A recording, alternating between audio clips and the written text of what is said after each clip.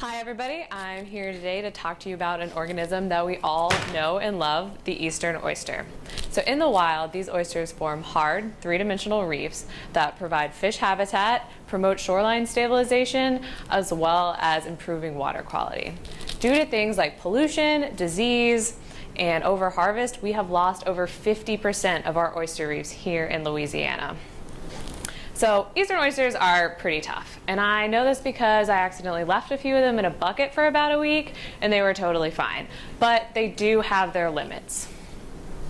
Temperature and salinity are known to have synergistic and non-additive effects on oyster physiology.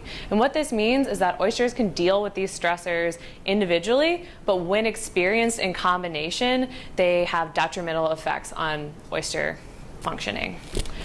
So as our global temperatures warm and precipitation events such as hurricanes increase in frequency and intensity, we are going to see salinity changes having a greater effect on oyster survival.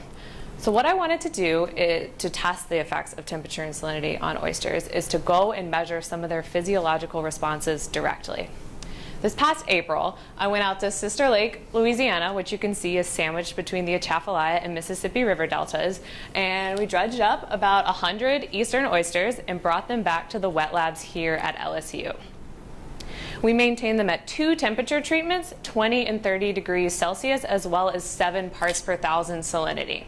After 2 weeks at these treatments, we measured respiration rates, which is how much oxygen they are consuming, as well as clearance rate, which is how efficiently they can clear food particles from the water column.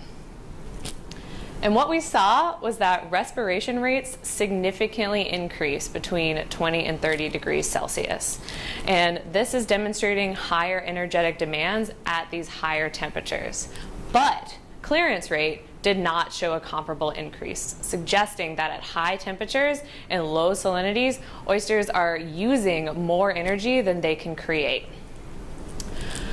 So during the summer, oysters suffer from mass mortality, and this is because of the huge amount of energy that they have to dedicate to reproduction.